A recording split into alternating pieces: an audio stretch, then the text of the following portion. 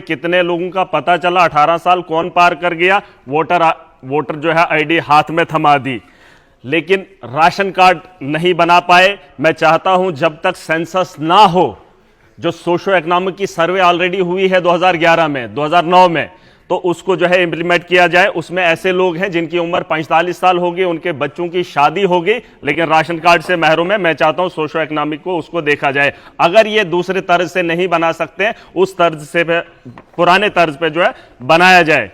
Sir उसके बाद में फूड की बात करूंगा। कॉन्ट्रैक्ट सिस्टम यहां पर लाया गया। एक आदमी ने टेंडर लगाया और उसने कभी भी राशन जो है हिली एरियाज में सप्लाई नहीं किया, डीलर्स को सप्लाई नहीं किया, बस पैसा पकड़ता है, वही आदमी जो है आगे पैसा उसी तर्ज पे बांट रहा है। मैं चाहता हूं कॉन्ट्रैक्ट सिस्टम जो है खत्म होना चाहिए। मंत्री जी की नोटिस में लाना चाहता हूं, माफिया है ये, इसे रोका जाना चाहिए।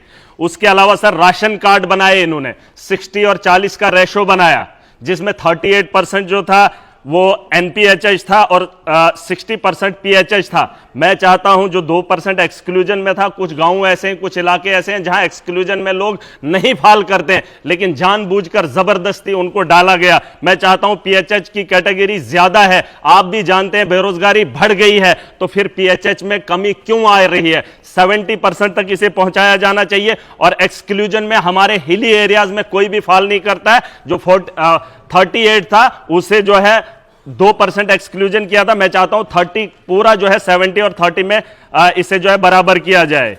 उसके अलावा डिपार्टमेंटल स्टोर्स की कमी है और डिपार्टमेंट के अंदर मुलाजमों की कमी है, जिसकी वजह से अभी भी वहां पर जो है काम अच्छे से नहीं हो पा रहा है। उसके अलावा मैं सर ट्रांसपोर्ट पे बात करूंगा। बस सर्विसेज हर जगह होनी चाहिए। अगर महिलाओं को फायदा मिलना है तो बस सर्विसेज को जो है आरटीसी बसेस को बढ़ाया जाना चाहिए। और हर रूट पे टैक्स का माफिया है सर, माफिया है। यहां पर अर्बन लोकल बॉडीज ने पिछले दिनों ऑर्डर निकाला, आज भी हाईवेज पे शरेआम लूट हो रही है। Sir police law and order को देखती है, लॉ एंड ऑर्डर को एडमिनिस्ट्रेशन डोडा की कॉपरेट कर रही है। दो आदमियों को रोकने के बजाय आवाम को रोकना चाहती है, उन्हें लूटते हुए देखना चाहती है। मैंने वहां की एडमिनिस्ट्रेशन से बात की है, मैं चाहता हूं सीएम साहब भी ये नोट करें कि अगर पुलिस और एडमिनिस्ट्रेशन दो आदमियों के लिए खड़ी हो सकती है और आवाम को लूटने देना चाहती है, ऑर्डर भी निकला है, तो मुझे शर्म आती है कि मैं आज इस हाउस का हिस्सा होने के बावजूद भी एडमिनिस्ट्रेशन की तानाशाही देख रहा हूं। इसके ऊपर कार्रवाई होनी चाहिए।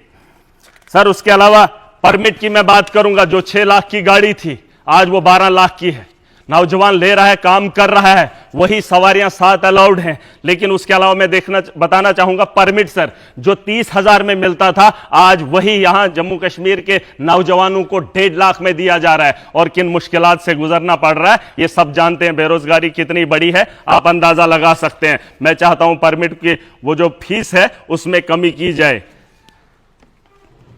और उसके अलावा सर मैं चाहता हूं ट्रांसपोर्ट के अंदर कश्मीर कनेक्टिविटी हो रही है रेल से, जम्मू कनेक्ट है। मैं चाहता हूं खिताई चिनाब और पीर पंजाल बचता है। सर जितने हादसात, जितनी मौतें मिलिटेंसी के दौर में हुई, उससे ज्यादा हमारे खिताई चिनाब और पीर पंजाल में हादसात का शिकार होते हैं। गाड़ियां चिनाब में गिरती हैं और खाई से उतर जाती हैं। 2 इलाके हैं, पीर पंजाल और खिताई चिनाब, ये पहाड़ी इलाके हैं, इसमें जानी नुकसान इन्हीं हादसात की वजह से होता है। आने वाले कल के लिए सर मैं बात खत्म कर रहा हूं, अभी तो यूथ सर्विस है सर, मैं खत्म कर रहा हूं। मैं चाहता हूं आने वाले कल के लिए ट्रेन का इंतजाम इधर भी किया जाए। अगर शिमला जा सकती है तो हमारे इन इलाकों में भी। यूथ सर्विसेज की बात करूंगा सर, 2 ग्राउंड, मेरे एक भाई ने बहुत अच्छी बात कही, 2 ग्राउंड होने चाहिए कश्मीर के अंदर, एक जम्मू के अंदर, जहां इंटरनेशनल मैचेस खेले जाए।